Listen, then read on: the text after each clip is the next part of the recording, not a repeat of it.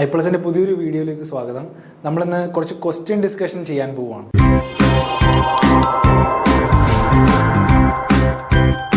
ജൂറിസ്പ്രുഡൻസിന്റെ ഒരു 10 ക്വസ്റ്റ്യൻ്റെ ഡിസ്കഷനാണ് നമ്മൾ ചെയ്യാൻ പോകുന്നത്. അതിൻ്റെ ഫസ്റ്റ് ക്വസ്റ്റ്യൻ എന്താണ്? What was the contention of heart regarding the inter relationship between law and morality in the course of heart versus Fuller debate? ഇങ്ങനൊരു question നമുക്ക് മുന്നിലേക്ക് വരികയാണെങ്കിൽ, ഹാർട്ട് വേഴ്സസ് ഫുള്ളർ ഡിബേറ്റിനെ പറ്റി ചിലപ്പോൾ നമ്മൾ കേട്ട് കാണില്ല, പക്ഷേ ഹാർട്ടിനെ കുറിച്ചും HLA ഹാർട്ടിനെ കുറിച്ചും നമുക്കറിയാം.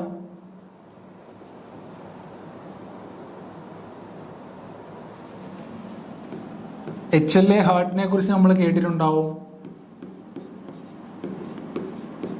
ആൻഡ് ഫുള്ളർ എന്ന് പറഞ്ഞൊരു ജൂറിസ്റ്റിനെ പറ്റി നമ്മൾ കേട്ടിട്ടുണ്ടാവും, അല്ലെങ്കിൽ ഫിലോസഫറിനെ പറ്റി നമ്മൾ കേട്ടിട്ടുണ്ടാവാം. ഇവരുടെ രണ്ടുപേരുടെ ഐഡിയോളജി എന്താണെന്ന് അറിഞ്ഞു കഴിഞ്ഞാൽ ഈ ക്വസ്റ്റ്യൻ ആൻസർ ചെയ്യാൻ പറ്റും. ഹാർട്ട് നമുക്കറിയാം ലീഗൽ പോസിറ്റിവിസ്റ്റ് ആണ്. ലീഗൽ പോസിറ്റിവിസം എന്ന് പറയുമ്പോൾ എന്താണ്? സയന്റിഫിക് എവിഡൻസിനെ മാത്രമേ അവർ അംഗീകരിക്കുന്നുള്ളൂ. അവർ മൊറാലിറ്റിയെ വലുതായിട്ട് അംഗീകരിക്കുന്നില്ല. അവർ ലോ വേറെ, മൊറാലിറ്റി വേറെ. ലോ ചിലപ്പോൾ മൊറാലിറ്റിയിൽ ഇൻക്ലൂഡഡ് ആവാം, മൊറാലിറ്റി ചിലപ്പോൾ ലോയിൽ ഇൻക്ലൂഡ് ആവാം, ഇനി ലോ മൊറാലിറ്റി ഇല്ലാതെയും വരാം എന്നുള്ളൊരു പക്ഷക്കാരാണ് ലീഗൽ പോസിറ്റിവിസം അല്ലെ പോസിറ്റിവിസം പറയുന്നത്. അവർ എന്തിനാണ് കൂടുതൽ പ്രയോറിറ്റി കൊടുക്കുന്നത്? Command of the sovereign. സോവറിൻ്റെ കമാൻഡാണ്. സ്റ്റേറ്റിനാണ് അവർ പരമപ്രധാനമായ സോവറിൻ ബോഡി ആയിട്ട് അവർ കാണിക്കുന്നത്. അവർ ഇന്റർനാഷണൽ ലോയിനെ അംഗീകരിക്കുന്നില്ല. കാരണം എന്താ? അതിന് സാങ്ഷനിങ് പവർ ഇല്ല. അവർ കസ്റ്റമിന് വലിയ പ്രാധാന്യം കൊടുക്കുന്നില്ല. അപ്പം ഇങ്ങനെ, കാരണം പണ്ടുകാലത്തെ കസ്റ്റം ചിലപ്പോൾ ഇക്കാലത്ത് നടപ്പിലാക്കാൻ ബുദ്ധിമുട്ട് ഉണ്ടാവുന്ന കാരണമായിരിക്കാം ഏറ്റവും കൂടുതൽ അവർ പ്രാധാന്യം കൊടുക്കുന്നത് സോവറിനാണ്, സ്റ്റേറ്റ്. സോ HLA ഹാർട്ട് എന്ന് പറയുന്നത് ഒരു ലീഗൽ പോസിറ്റിവിസ്റ്റ് ആണ്. ലീഗൽ പോസിറ്റീവ്, അതിന് വലിയ പ്രാധാന്യം മൊറാലിറ്റിക്ക് കൊടുക്കുന്നില്ല. Legal positivist.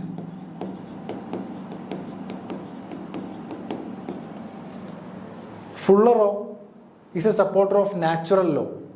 നാച്ചുറൽ ലോ എന്താ പറയുന്നത്? മോറൽസിന് ഹൈ സപ്പോർട്ട് കൊടുക്കുന്നുണ്ട്. Morals is inbuilt in every human beings inner values എന്നാണ് പറയുന്നത്. മോറൽസിനനുസരിച്ചാണ് ഓരോരുത്തർ പ്രവർത്തിക്കുന്നത്. അങ്ങനെ ഫുള്ളർ എന്ന് പറയുന്ന ഒരു നാച്ചുറൽ ലോ സപ്പോർട്ടറാണ്. Fuller natural law supporter.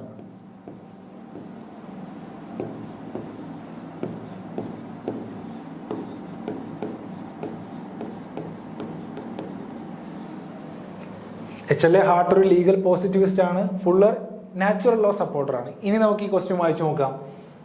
What was the contention of the Hart? ഹാർട്ടിന്റെ കണ്ടൻഷൻ എന്തായിരുന്നു? ഹാർട്ടിന്റെ പ്രസ്താവന എന്തായിരുന്നു എന്നാണ് main contention. Regarding the inter relationship between law and morality. നമ്മൾ പറയാറുള്ളത് morality is intertwined in law, morality is combined with law, morality is always with law and morality co exist എന്നൊക്കെയാണ് നമ്മൾ പറയാറുള്ളത്. പക്ഷേ ലോയും മൊറാലിറ്റിയും തമ്മിലുള്ള ഒരു ഇന്റർ റിലേഷൻഷിപ്പിന്റെ ഒരു ചർച്ചയ്ക്കിടയിൽ, in the course of Hart Fuller debate, ഇവർ തമ്മിലൊരു ഡിബേറ്റ് ലോ ആൻഡ് മൊറാലിറ്റി എന്നുള്ള വിഷയത്തിനെ പറ്റി ഹാർട്ടിന്റെ കണ്ടൻഷൻ എന്തായിരിക്കാം എന്ന് നമ്മൾ ഊഹിച്ചെടുക്കാൻ പറ്റും ഇത്രയും കാര്യങ്ങൾ അറിഞ്ഞു കഴിഞ്ഞാൽ. ഹാർട്ട് ഒരു ലീഗൽ പോസിറ്റിവിസ്റ്റ് ആണ്, ഫുള്ളർ ഒരു നാച്ചുറൽ ലോ സപ്പോർട്ടർ ആണെന്ന് അറിഞ്ഞു കഴിഞ്ഞാൽ എന്തൊക്കെയാ option? There is not necessary connection between law and morality. ഹാർട്ടിന്റെ കണ്ടൻഷൻ ആണ്. ഹാർട്ട് പറഞ്ഞത് എന്തായിരിക്കാമെന്ന്? Moral validity is a condition precedent for legal validity. Moral validity is a condition precedent for legal validity എന്ന് പറഞ്ഞാൽ ലീഗൽ വാലിഡിറ്റി ഉണ്ടെങ്കിൽ moral വാലിഡിറ്റിയും ഉണ്ടാകുക തന്നെ വേണം. Morals can be accepted in to law only after a validation process. മോറൽസിനെ ലോയിൽ include ചെയ്യുന്നത് ഒരു വാലിഡേഷൻ പ്രോസസ്സിന് ശേഷമായിരിക്കണം. Legal systems contain an internal morality that imposes an obligation of obedience. Legal സിസ്റ്റത്തിൽ ഓൾറെഡി ഒരു ഇന്റേണൽ മൊറാലിറ്റി ഉണ്ട്. Obedience that imposes an obligation of obedience. Legal സിസ്റ്റത്തിൽ ഓൾറെഡി മൊറാലിറ്റി ഉണ്ട് എന്നാണ് പറയുന്നത്. അപ്പോൾ ഇതിൽ ഏതാവാം? നമ്മൾ പറഞ്ഞു ഹാർട്ട് ഒരു ലീഗൽ പോസിറ്റിവിസ്റ്റ് ആണ്. ലീഗൽ പോസിറ്റിവിസം എന്ത് അംഗീകരിക്കുന്നില്ല? മൊറാലിറ്റി ലോയിൽ ഉണ്ടെന്നുള്ളത് അംഗീകരിക്കുന്നില്ല, മറ്റു പല കാര്യങ്ങളും അംഗീകരിക്കുന്നില്ല. They only support sovereign, state, command of the sovereign. Fuller ഒരു മൊറാലിറ്റി സപ്പോർട്ട് ചെയ്യുന്ന ഒരു നാച്ചുറൽ ലോ ഫിലോസഫറാണ്. Moral is inbuilt in every one's inner self എന്നാണ് പറയുന്നത്. അപ്പം ഹാർട്ടിന്റെ കണ്ടൻഷൻ ഇതിനകത്ത് ഏത് ഓപ്ഷനിൽ ഏതാവാനായിട്ടാണ് കൂടുതൽ ചാൻസ്? ഒന്ന് ആലോചിച്ചേ. ഇപ്പം നിങ്ങൾക്ക് ഉത്തരം കിട്ടിയിട്ടുണ്ടാവുമെന്ന് വിചാരിക്കുന്നു. There is no necessary connection between law and morality എന്നായിരിക്കാം ഹാർട്ട് പറഞ്ഞിട്ടുണ്ടാവുക. കാരണം ഇതിനകത്ത് എന്താ പറയുന്നത്, moral validity is a condition precedent. Moral validity condition precedent ആണെന്നാണ് പറയുന്നത്. അല്ല, മോറൽ വാലിഡിറ്റി കണ്ടീഷൻ പ്രസിഡന്റ് ആണെന്ന് ഒരിക്കലും ഹാർട്ട് പറയില്ല. Morals can be accepted in to law after a validation process. Validation പ്രോസസിന് ശേഷം മൊറാലിറ്റി ആക്സെപ്റ്റ് ചെയ്യാമെന്നും ഹാർട്ട് പറയില്ല. മൊറാലിറ്റി ലോയുമായിട്ട് യാതൊരു ബന്ധവും ഇല്ല എന്നുള്ളതാണ് ലീഗൽ പോസിറ്റിവിസ്റ്റ് പറയുന്നതെങ്കിൽ there is no necessary connection between law and morality എന്ന് തന്നെയായിരിക്കാം ഹാർട്ടും പറഞ്ഞിട്ടുണ്ടാവുക എന്നുള്ള നിഗമനത്തിലേക്ക് നമുക്ക് എത്തി ഇതിനൊരു എഡ്യൂക്കേറ്റഡ് ഗസ് കൊടുക്കാൻ പറ്റും. ചിലപ്പോൾ നമുക്കറിയാത്തൊരു ഭാഗത്തു നിന്നാണ് നമ്മൾ ഈ ഡിബേറ്റ് ചിലപ്പോൾ കേട്ടുപോലും കാണില്ല. അപ്പം നമുക്കൊരു എഡ്യൂക്കേറ്റഡ് ഗസ് എങ്ങനെ, ഒരു ഇൻ്റലിജൻറ്റ് ഗസ് എങ്ങനെ കൊടുക്കാൻ പറ്റുക? നമ്മളൊരു പഠിച്ചിട്ടൊരു പരീക്ഷയ്ക്ക് പോകുമ്പോഴത്തേക്കും നമുക്ക് മുന്നിൽ ഒരു അറിയാത്ത ചോദ്യം വരുമ്പോഴത്തേക്കും നമ്മൾ കണ്ണുടച്ചൊരു കുത്തി അല്ലെങ്കിൽ കണ്ണുടയ്ക്കാതെ കുത്താതെ നമ്മൾ നേരെ അടുത്ത ക്വസ്റ്റ്യനിലേക്ക് പോവുക അല്ല വേണ്ടത്. ഒരു 50% എങ്ങനെയെങ്കിലും ആ ക്വസ്റ്റ്യൻ ടാക്കിൾ ചെയ്യാൻ പറ്റുക, അതാണ് നമ്മൾ നോക്കേണ്ടത്. ഏത് വിധേനയും നമുക്ക് ഉള്ള അറിവ് വെച്ചിട്ട് നമുക്ക് എല്ലാം പഠിച്ചിട്ട് ഒരു പരീക്ഷയ്ക്ക് അപ്പിയർ ചെയ്യാൻ പറ്റില്ലെന്നാണ് എനിക്ക് തോന്നുന്നത്. നമ്മുടെ ചില IAS പരീക്ഷയ്ക്ക് പറയണ കേൾക്കാൻ പാടില്ലേ, അവർ ക്വസ്റ്റ്യൻ ആൻസർ ചെയ്യുന്നതെന്ന് പറഞ്ഞു കഴിഞ്ഞാൽ അവരെല്ലാം പഠിച്ചവരല്ല, എന്നാൽ അവർ ഇത്രയും നാൾ പഠിച്ചത് എന്തൊക്കെയാണോ ആ അറിവ് വെച്ചുകൊണ്ട് അവർ പല ക്വസ്റ്റ്യനും ടാക്കിൾ ചെയ്ത് അവർ കറക്റ്റ് ഉത്തരത്തിലേക്ക് എത്തുകയാണ് ചെയ്യുക. ഓക്കെ, അതുപോലത്തെ ഒരു ഇൻ്റലിജൻറ്റ് ഗസ്സാണ് നമ്മൾ പ്രതീക്ഷിക്കുന്നത് എല്ലാ പരീക്ഷയ്ക്കും. എക്സാമിനീസും പ്രതീക്ഷിക്കുന്നത് അത് തന്നെയാണ്. അപ്പോൾ അതുകൊണ്ട് അങ്ങനെ ഇൻ്റലിജൻ്റ് ആയിട്ട് ടാക്കിൾ ചെയ്യാൻ ശ്രമിക്കുക. രണ്ടാമത്തെ question, what is the jural correlative of power according to Hohfeldian analysis of rights in a wider sense? അപ്പം ഹോഫീൽഡിയൻ അനാലിസിസ് എന്താണെന്ന് അറിയുന്നവർക്ക് ഇത് ആൻസർ ചെയ്യാൻ പറ്റുള്ളൂ. ഹോഫീൽഡ് ഡയഗ്രാം എന്താണെന്ന് അറിയുന്നവർക്ക് ഇത് ആൻസർ ചെയ്യാൻ പറ്റുള്ളൂ. ഹോഫീൽഡ് ഡയഗ്രാം എങ്ങനെയാണ്?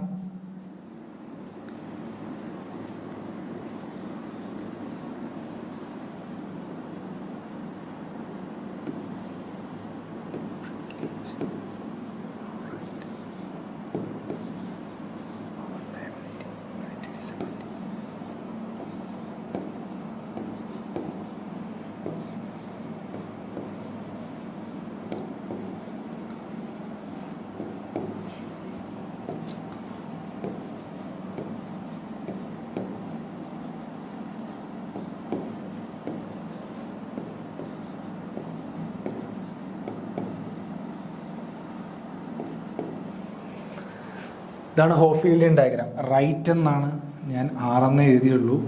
റൈറ്റ്, ഡ്യൂട്ടി, പ്രിവിലേജ്,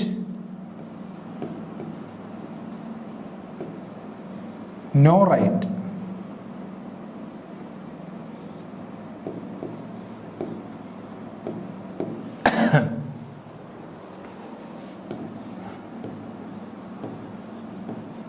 എന്ത് ഡയഗ്രാമാണ്? ഹോഫീൽഡിയൻ ഡയഗ്രാമാണ്. Right, duty, privilege, no right, power, liability, immunity, disability. ഇനിയാണ് ജൂറൽ കോറിലേറ്റീവ്സും ജൂറൽ ഓപ്പോസിറ്റ്സും നമ്മൾ കണ്ടുപിടിക്കാൻ പോകുന്നത്.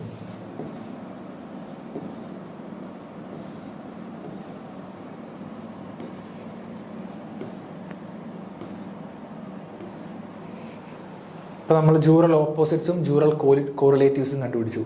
ഇനി നമ്മൾ എങ്ങനെയാന്ന് പറയാം. Vertical arrows,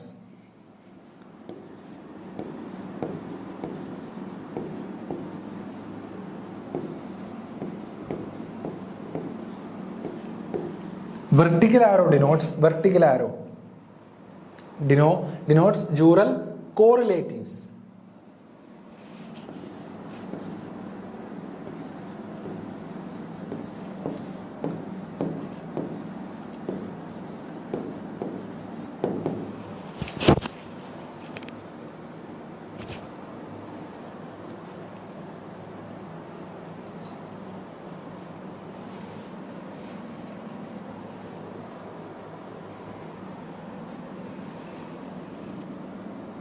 Opposite arrows, diagonal arrows.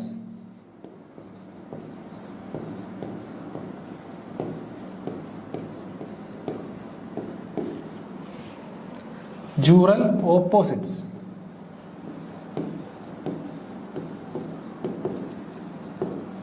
Vertical arrows jural കോറിലേറ്റീവ്സിനെ സൂചിപ്പിക്കുമെങ്കിൽ ഡയഗണൽ ആരോസ് എന്തിനെ സൂചിപ്പിക്കും? ജൂറൽ ഓപ്പോസിറ്റ്സിനെ സൂചിപ്പിക്കും. അങ്ങനെയാണെങ്കിൽ റൈറ്റിന്റെ ജൂറൽ കോറിലേറ്റീവ് ഏതാണ്? ഡ്യൂട്ടി. പ്രിവിലേജിന്റെ ജൂറൽ കോറിലേറ്റീവ് ഏതാണ്? No right. പവറിന്റെ ലയബിലിറ്റി, ഇമ്മ്യൂണിറ്റിയുടെ ഡിസബിലിറ്റി. ഇനി പ്രിവിലേജിന്റെ ജൂറൽ ഓപ്പോസിറ്റ് ഏതാണ്? ഡ്യൂട്ടി. റൈറ്റിന്റെ ജൂറൽ ഓപ്പോസിറ്റ് നോ റൈറ്റ്. അങ്ങനെയാണെങ്കിൽ ഈ ഡയഗ്രാം വെച്ചിട്ട് പറയാൻ പറ്റൂലേ? ഈ ചോദ്യത്തിന് ഉത്തരം പറയാൻ പറ്റൂലേ? Vertical arrow denotes jural correlatives.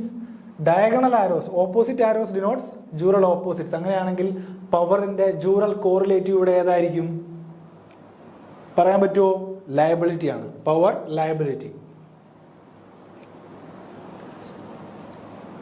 ഇനി മൂന്നാമത്തെ question, what according to Salmond is the definition of the legal concept of property? Legal concept of പ്രോപ്പർട്ടിയുടെ സാൽമണ്ടിന്റെ ഡെഫിനിഷൻ എന്താണെന്ന്. പ്രോപ്പർട്ടി എന്തുമായിട്ട് ബന്ധപ്പെടാം? പ്രോപ്പർട്ടിയുടെ റൈറ്റ്സിന് എന്താ പറയുക? പ്രൊപ്രീറ്ററി റൈറ്റ്സ് എന്നാ പറയുക. പ്രൊപ്രീറ്ററി റൈറ്റ്സ്. സാൽമണ്ട് പറഞ്ഞിരിക്കുന്ന ഡെഫിനിഷൻ എന്താണ്? ലീഗൽ കോൺസെപ്റ്റ് ഓഫ് പ്രോപ്പർട്ടിയുടെ പ്രൊപ്രീറ്ററി റൈറ്റ്സ്. പ്രൊപ്രീറ്ററി എന്ന് പറഞ്ഞിട്ടുള്ള വാക്കുകൾ ഇവിടെ രണ്ട് ഓപ്ഷനിലേ ഉള്ളൂ. ബാക്കി പേഴ്സണലാ. പേഴ്സണൽ റൈറ്റ്സ് എന്നാ? Personal rights over tangible objects, personal rights in remedy, ഇതൊക്കെ പേഴ്സണൽ റൈറ്റ്സ് ആ. പ്രോപ്പർട്ടിയുടെ ഒരു ഡെഫിനിഷൻ ആകുമ്പോൾ പ്രൊപ്രീറ്ററി റൈറ്റ്സ് എന്ന് അതിനെ പറയാം. Proprietary rights. സാൽമണ്ട് കൊടുത്തിരിക്കുന്ന ഡെഫിനിഷൻ ഇത് ഫാക്ച്വൽ ആണ്. Is the definition of the legal concepts of property. എന്താണെന്ന് ചോദിച്ചു കഴിഞ്ഞാൽ പ്രൊപ്രീറ്ററി റൈറ്റ്സ് ഇൻ പേഴ്സണും അല്ല, പ്രൊപ്രീറ്ററി റൈറ്റ്സ് ഇൻ റെമഡി ആണ്. Rights in remedy. Rights in remedy means right against the whole world, against the third parties. Proprietary rights in remedy ആണ് Salmond legal concept പ്രോപ്പർട്ടിയുടെ ഡെഫിനിഷനായിട്ട് കൊടുത്തിരിക്കുന്നത്. ഓക്കെ, അത് factual ആണത്, not ചെയ്ത് വെച്ച് പഠിക്കുക. നാലാമത്തെ ചോദ്യം, doctrine of prospective over ruling was for the first time applied in India in the case of. Doctrine of prospective over ruling നമ്മൾ പഠിച്ചിട്ടുണ്ട്. പ്രോസ്പെക്റ്റീവ് ഓവർ റൂളിംഗ് എന്താണ് പ്രോസ്പെക്റ്റീവ് ഓവർ റൂളിംഗ്? ഒരു ലോങ് സ്റ്റാൻഡിംഗ് ആയിട്ടുള്ള ഒരു ഡിസിഷൻ. നമുക്കറിയാം president എല്ലാ കോടതികളും follow ചെയ്യണം. ഒരു സുപ്രീം കോടതിയുടെ പ്രസിഡന്റ്, ഹൈക്കോർട്ട് അടക്കം എല്ലാ സബോർഡിനേറ്റ് കോർട്സും ഫോളോ ചെയ്യണമെന്ന് നമുക്കറിയാം. ഹൈക്കോർട്സിന്റെ പ്രസിഡന്റ് സബോർഡിനേറ്റ് കോർട്സ് എല്ലാം ഫോളോ ചെയ്യണമെന്ന് നമുക്കറിയാം.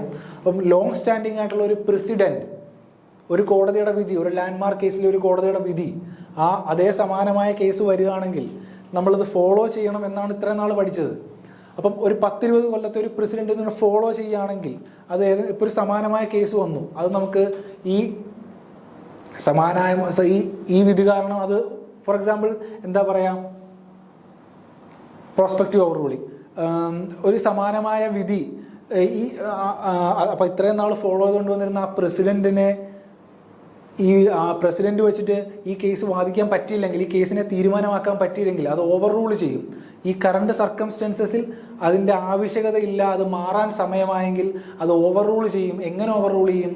പ്രോസ്പെക്റ്റീവ് ഓവർ റൂളിംഗ് ആണ് ഏറ്റവും നല്ല over ruling. Because prospective over ruling means prospective effect മാത്രമേ ഉണ്ടാവുള്ളൂ ആ ഓവർ റൂൾ ചെയ്ത പ്രസിഡന്റിന്. ഇപ്പോൾ കയ്യിലുള്ള കേസസിന് ഒരിക്കലും ആ പ്രോസ്പെക്റ്റീവ് ഓവർ റൂൾ ചെയ്ത അതല്ലെങ്കിൽ പുതിയൊരു പ്രിൻസിപ്പിൾ അപ്പോൾ ഫോം ചെയ്ത ആപ്ലിക്കബിൾ ആവില്ല. ഇപ്പോൾ കയ്യിലുള്ള ഒരു കേസ് കയ്യിലേക്ക് വരുമ്പോഴാണല്ലോ ഓവർ റൂളിങ്ങിനുള്ള സാധ്യത ഉണ്ടാവുക. അപ്പം ആ കേസിനെ നമ്മൾ പഴയ റൂൾ വെച്ച് തന്നെ നേരിടും. പുതിയ കേസസ്, ഇതുപോലത്തെ സമാനമായ കേസ് വരുമ്പം ഇപ്പം ഫോം ചെയ്ത പുതിയ പ്രിൻസിപ്പിൾ വെച്ചിട്ട് പുതിയ കേസസിനെ നേരിടും. അത് ഒരു കൺസിസ്റ്റൻസി, റിലയബിലിറ്റി, സ്റ്റെബിലിറ്റി ഒക്കെ ഉണ്ടാക്കാൻ വേണ്ടിയിട്ടാണ് പ്രോസ്പെക്റ്റീവ് ഓവർ റൂളിംഗ് എന്ന് പറഞ്ഞൊരു കോൺസെപ്റ്റ് തന്നെ കോടതി കൊണ്ടുവന്നത്. ഇത്രയും ലോങ് സ്റ്റാൻഡിങ് ആയിട്ടുള്ള ഒരു ഡിസിഷനെ ഒറ്റ രാത്രിയിൽ അത് നടക്കില്ല, ഈ കേസിന് ആ പ്രസിഡന്റ് ആപ്ലിക്കബിൾ അല്ല, പുതിയൊരു പ്രിൻസിപ്പിൾ ക്രിയേറ്റ് ചെയ്തിട്ട് ഈ കേസിന് അത് ആപ്ലിക്കബിൾ ചെയ്യണമെന്ന് പറഞ്ഞു കഴിഞ്ഞാൽ എല്ലാ കാര്യങ്ങളും തകിടം പറയണ കാരണം, അല്ലെങ്കിൽ എക്സ്പെക്ടേഷൻ, പീപ്പിൾസ് എക്സ്പെക്ടേഷൻ ഒക്കെ ജുഡീഷ്യറിയിൽ നിന്ന് മാറുന്ന കാരണമാണ് ജുഡീഷ്യറി പ്രോസ്പെക്റ്റീവ് ഓവർ റൂളിംഗ് എന്ന് പറഞ്ഞൊരു കോൺസെപ്റ്റ് കൊണ്ടുവന്നത്. ഞാൻ ഈ പറഞ്ഞ എല്ലാവർക്കും മനസ്സിലായെന്ന് വിശ്വസിക്കുന്നു. അപ്പം അങ്ങനെയാണെങ്കിൽ പ്രോസ്പെക്റ്റീവ് ഓവർ റൂളിംഗ് ഏത് കേസിലാണ് വന്നത്? AK ഗോപാലൻ കേസ് എന്താണെന്ന് അറിഞ്ഞു കഴിഞ്ഞാൽ നമുക്ക് മനസ്സിലാവും. എന്താണ് 1950 സ്വാതന്ത്ര്യം കഴിഞ്ഞ് 3 വർഷം കഴിഞ്ഞിട്ടുള്ള 1950 AK ഗോപാലൻ കേസ് വളരെ ഇമ്പോർട്ടൻ്റ് കേസാണ്. എന്താണ് പറയുന്നത്? പ്രിവെന്റീവ് ഡിറ്റൻഷനെ കുറിച്ചാണ് പറയുന്നത്. Preventive detention. Kesavananda Bharati case വളരെ ഇമ്പോർട്ടൻ്റ് ആണ്, ലാൻഡ്മാർക്ക് കേസാണ്. എന്തിനെ കുറിച്ചാണ് പറയുന്നത്? Constitution basic structure doctrine implement ചെയ്തത് ഈ കേസിലാണ്. അതായത് പാർലമെൻറ്റിന് ഭരണഘടനാ ഭേദഗതി കൊണ്ടുവരാം, പക്ഷേ ബേസിക് സ്ട്രക്ചർ ഒരിക്കലും മാറ്റിമറിക്കരുത്, തകിടം മറിക്കാത്ത രീതിയിലുള്ള ഭരണഘടനാ ഭേദഗതി, ഫണ്ടമെൻ്റൽ റൈറ്റ്സിനെ അടക്കം ഭേദഗതി ചെയ്യാം, പക്ഷേ ബേസിക് സ്ട്രക്ചർ ഡോക്ട്രിൻ മാറ്റം ഉണ്ടാവരുതെന്ന് പറയുന്ന കേസാണ് കേശവാനന്ദ ഭാരതി കേസ്. അതിന് പ്രിയാമ്പിളും കോൺസ്റ്റിറ്റ്യൂഷൻ്റെ ഭാഗമാണെന്നും ആ കേസിൽ പറഞ്ഞിട്ടുണ്ട്, മറ്റു പല കാര്യങ്ങളും ആ കേസിൽ പറഞ്ഞിട്ടുണ്ട്. പക്ഷേ പ്രോസ്പെക്റ്റീവ് ഓവർ റൂളിംഗ് വന്നത് ഏത് കേസിലാണെന്ന് ചോദിച്ചു കഴിഞ്ഞാൽ അത് IC ഗോലഖ്നാഥിൻ്റെ കേസിലാണ്. IC Golaknath versus state of Punjab 1967. ആദ്യം Shankari Prasad versus union of India എന്നുള്ള കേസിൽ എന്തു പറഞ്ഞു, പാർലമെന്റിന് ഫണ്ടമെന്റൽ റൈറ്റ്സ് അമെൻഡ് ചെയ്യാമെന്ന് പറഞ്ഞു. അത് കഴിഞ്ഞ് സജ്ജൻ സിംഗ് കേസിൽ പറഞ്ഞു അത് പാർലമെന്റിന് ഏത് ഫണ്ടമെന്റൽ റൈറ്റ്സോ കോൺസ്റ്റിറ്റ്യൂഷൻ്റെ ഏത് ഭാഗമോ അമെൻഡ് ചെയ്യാം. അത് കഴിഞ്ഞ് ഇത്ര വർഷങ്ങൾ കഴിഞ്ഞിട്ട് IC ഗോലഖ്നാഥിൽ വന്നിട്ട് പറയാണ് ഇല്ല, ഫണ്ടമെന്റൽ റൈറ്റ്സ് കോൺസ്റ്റിറ്റ്യൂഷന് അമെൻഡ് ചെയ്യാൻ പറ്റില്ല എന്നുള്ള കാര്യം പറയാണ്. അപ്പം IC Golaknath versus state of പഞ്ചാബിലാണ് പ്രോസ്പെക്റ്റീവ് ഓവർ റൂളിംഗ് വന്നിരിക്കുന്നത്. Okay, who among the following jurists was against codification of law? ഇതിനകത്ത് വളരെ ഇന്റലിജന്റ് ആയിട്ട് ആൻസർ ചെയ്ത് കഴിഞ്ഞ് കഴിഞ്ഞാൽ ഇപ്പം നമുക്കറിയാം ബന്ധം ഒരു അനലിറ്റിക്കൽ സ്കൂളിന്റെ പ്രൊപ്പോണ്ടർ ആണെന്നറിയാം, ഒരു പോസിറ്റിവിസ്റ്റ് ആണെന്നറിയാം. ജോൺ ഓസ്റ്റിൻ ഒരു പോസിറ്റിവിസ്റ്റ് ആണെന്നറിയാം. ബക്കാറിയനെ കുറിച്ച് നമ്മൾ അധികം ചിലപ്പോൾ കേട്ടിട്ടുണ്ടാവില്ല. സാവിഗ്നി ഹിസ്റ്റോറിക്കൽ സ്കൂൾ ഓഫ് ജൂറിസ്പ്രുഡൻസിന്റെ ഒരു വ്യക്തമാണെന്ന് അറിഞ്ഞു കഴിഞ്ഞാൽ ഈ ചോദ്യം നമുക്ക് ഉത്തരം എഴുതാൻ പറ്റും. നമ്മുടെ ക്ലാസ്സിൽ അത് ഡീറ്റെയിൽ ആയിട്ട് പറയുന്നുണ്ട് ബെന്തമിനെയും ഓസ്റ്റിനെയും കുറിച്ച്. ബെന്തം ആൻഡ് ഓസ്റ്റിൻ ഒരു പ്രൊപ്പോണ്ടർ ഓഫ് ഓസ്റ്റിനിയൻ സ്കൂൾ അല്ലെങ്കിൽ അനലിറ്റിക്കൽ സ്കൂൾ, പോസിറ്റീവ് സ്കൂളിൻ്റെയൊക്കെ വക്താക്കളാണ്. സാവിഗ്നി ഹിസ്റ്റോറിക്കൽ സ്കൂളിന്റെ വക്താവാണ്. അപ്പം കോഡിഫിക്കേഷൻ എഗെയിൻസ്റ്റ് ആവാനുള്ള ചാൻസ് ആരാണ്? കോഡിഫിക്കേഷൻ എന്ന് പറഞ്ഞാൽ എന്താ? ഒരു സ്റ്റാറ്റ്യൂട്ട് ഫോം ചെയ്യുക, സ്റ്റാറ്റ്യൂട്ട് പുറപ്പെടുവിക്കുക, ഒരു ആക്ട് ആയിട്ട് അതിനെ ഇറക്കുക, അതാണ് കോഡിഫിക്കേഷൻ എന്ന് പറയുന്നത്. അപ്പോൾ കോഡിഫിക്കേഷൻ എഗെയിൻസ്റ്റ് ആണ് ആര്? Historical law school. അവർ ഹിസ്റ്റോറിക്കൽ ലോ സ്കൂൾ കോഡിഫിക്കേഷൻ അല്ല, അവർ ഫോളോ ചെയ്തുകൊണ്ടിരുന്ന കസ്റ്റമും ട്രഡീഷൻസും ബാക്കിയുള്ള കാര്യങ്ങളും ഒക്കെയാണ് അവർക്ക് പ്രാധാന്യം. അവർ ലോസിനെ കോഡിഫൈ ചെയ്യുന്ന കാര്യങ്ങളൊന്നും അവർ ചിന്തിക്കുന്ന പോലുമില്ല. അപ്പം ഇവർ ഏതൊക്കെ സ്കൂളുമായിട്ട് ബന്ധപ്പെട്ടിരിക്കുന്നു എന്ന് അറിഞ്ഞാൽ തന്നെ ഈ ചോദ്യം നമുക്ക് ഉത്തരം എഴുതാൻ പറ്റും. നമ്മൾ ഡീറ്റെയിൽ ആയിട്ട് അതിനെക്കുറിച്ചൊക്കെ പഠിക്കുന്നുണ്ട്. ജോൺ ഓസ്റ്റിനെ പറ്റിയും ബന്ധത്തിനെ പറ്റിയും ഫ്രെഡറിക് സാവിഗ്നിയെ പറ്റിയും. അപ്പം അങ്ങനെ വരുമ്പോഴത്തേക്കും ആരാണ് എഗെയിൻസ്റ്റ് കോഡിഫിക്കേഷൻ ഓഫ് ലോയുടെ?